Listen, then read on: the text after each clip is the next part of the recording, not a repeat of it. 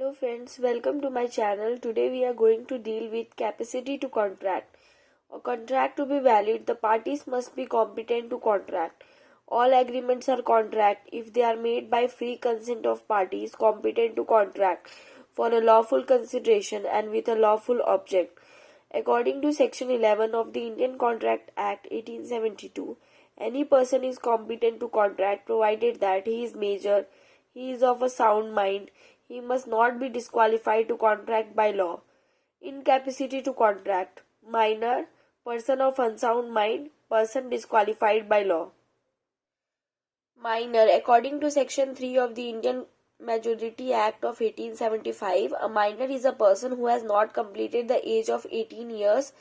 The minority extends to 21 years.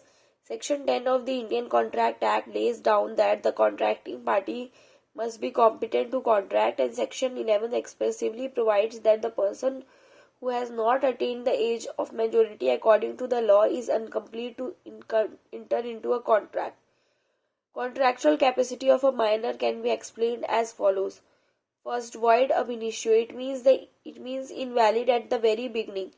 In Mohani Bibi versus Dharmadas Ghosh, in this case, a minor mortgaged his house for rupees 20,000 to a money lender and received 8,000 as advance. But later he avoided the contract and did not return the advance. The court in this case held that an agreement with the minor is void ab initio.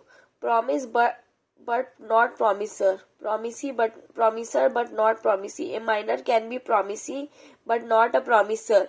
A minor can enjoy all the benefits under the contract, but he cannot be held liable. In Raghava Cheryar versus Srinivas, it was held that in this case a contract of mortgage was enforced in favor of a minor. No ratification. It means acceptance. A minor's agreement is void in the eyes of law and it cannot be ratified, and it cannot support a fresh promise by infant after attaining the age of majority. At the time of entering into a contract, if the person is minor, the benefits of the minor would continue even after attaining majority. In Suraj Narayan versus Sukhu Akir, in this case a minor borrowed some money by executing a bond. When he becomes major, he executed a second bond for the earliest borrowed money as well as the interest on it. The court held that the second bond is invalid because it was without consideration. No restitution. A minor need not return or restitute benefits received under a void and avoidable agreement. In Leslie versus Sell, in this case the defendant minor fraudulently misinterpreting himself as a major took £200 from the plaintiff. The plaintiff filed a suit to recover the amount. The court dismissed the suit.